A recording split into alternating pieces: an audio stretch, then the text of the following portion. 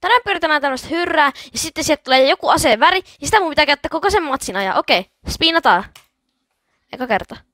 Please tuu joku hyvä. Okei, purple. Me nyt täytyy käyttää purple. Medkittejä ja semmosia hiileä, niitä saa olla niin monta. Eri värisiä siis. Sitten, mut aseiden pitää olla purple. Okei, tää settingsit mä vaihoin. Niin. Mihin nyt haluat mennään? Mä menen ainakin tonne. Joo, kyllä. Mihin tuo menee? Ei, vitsi. Niin on aseet tää tästä. Sitten mä en aseista tiedä mistä mä niitäkin aion löytää. Mitkä on liiloja, koska sen voi vähän kestää. Ei. Miksi tää tulee liila ase? Liide. Okei, hiili.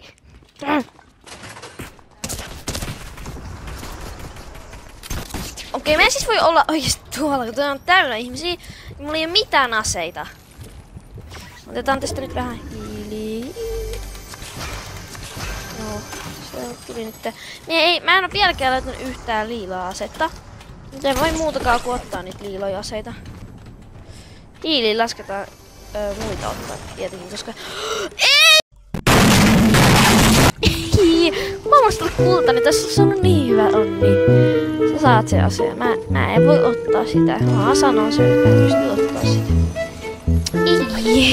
Mikä tuo nyt onkaan? Mä sanon sitä Mythic Chestiksi.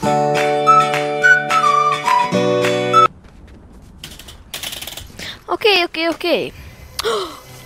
Please, liila.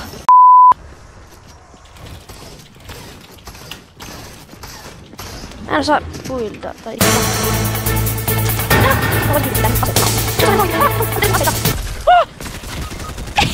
Ben, saaks mä päättää tän loppupelin mitään aseita?